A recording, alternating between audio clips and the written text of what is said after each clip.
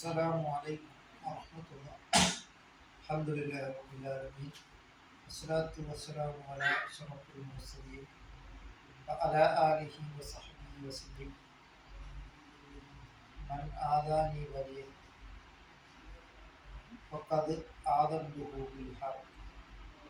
എൻ്റെ ഒരു വലിയനോട് യുദ്ധം ചെയ്തു കഴിഞ്ഞാൽ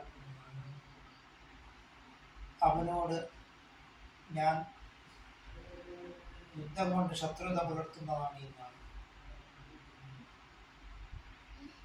അല്ലാഹു തആല പറഞ്ഞത്. അതുകൊണ്ട് നാം അല്ലാഹുവിൻ്റെ ഔലിയാക്കളോട് നാം കളിക്കാൻ പാടില്ല.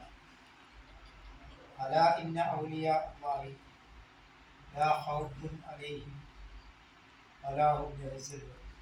അറിയുക, അല്ലാഹുവിൻ്റെ ഔലിയാക്കൾക്ക് പേടിയോ ഭയമോ ഇല്ല. അതിനാൽ അല്ലാഹുവിൻ്റെ ഔലിയാവിനോട് നാം ഒരിക്കലും കളിക്കരുത്. അതുകൊണ്ട് അല്ലാഹു തആല സ്നേഹിച്ചവരെ നാം സ്നേഹിക്കുകയും അവൻ വെറുത്തവരെ നാം വെറുക്കുകയും ചെയ്യും. ദിക്റുൽ അംബിയാഇ ഇബാദത്തുൻ ദിക്റുൽ ഔലിയാഇ കഫാറ എന്ന അമ്പിയാക്കളെ സ്മരിക്കൽ ഇബാദത്താണെന്നും ഔലിയാക്കളെ പറ്റി സ്മരിക്കൽ പാപങ്ങൾ പൊറുക്കുന്നതാണ് എന്നുമാണ്.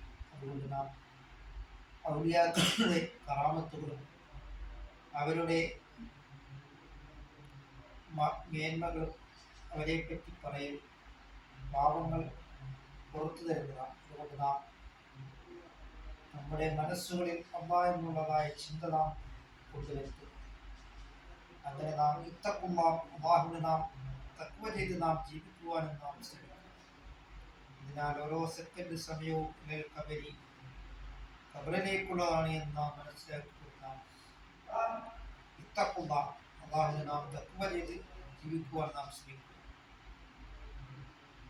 അല്ലാഹുവിലേക്ക് തഖ്വ ചെയ്ത് ജീവിക്കുവാൻ മഹാസൗഭാഗ്യം നമുക്ക് നൽകുകയും അതുപോലെ ഈ വീഡിയോ എഡിറ്റ് ചെയ്യുന്ന അലീമിന് അല്ലാഹു തആല അർഹമായ പ്രതിഫലം നൽകി അനുഗ്രഹിക്കുകയും ചെയ്യുമാറാകട്ടെ.